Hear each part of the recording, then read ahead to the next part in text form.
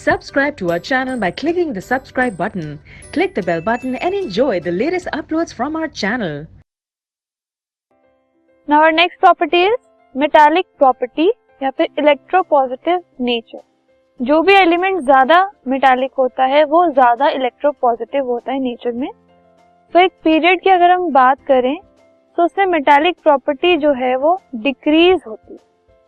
कैसे? लेफ्ट से जब हम राइट में जाते हैं तो जो मेटल्स हैं उनका मेटालिक नेचर कम होता है। फॉर एग्जांपल थर्ड पीरियड में जो शुरू के एलिमेंट्स हैं वो मेटल्स हैं, बीच में मेटलॉइड है और उसके बाद नॉन मेटल्स है। मतलब धीरे धीरे जो मेटालिक बिहेवियर है वो कम हो रहा है और नॉन मेटालिक बिहेवियर की तरफ मूव कर रहा है। मेटल्स, मेटलॉइड और नॉन मेटल्स।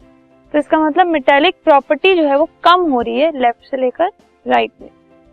लेकिन अगर हम ग्रुप की बात कर रहे हैं, मतलब ऊपर से नीचे, तो जो मेटालिक प्रॉपर्टी होती है एलिमेंट्स की वो इंक्रीज होती है।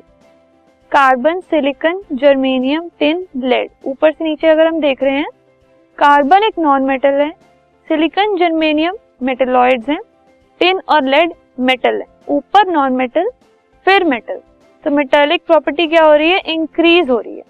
तो ग्रुप में ऊपर से नीचे मेटालिक नेचर इंक्रीज होता है और लेफ्ट से राइट पीरियड में मेटालिक नेचर डिक्रीज होता है।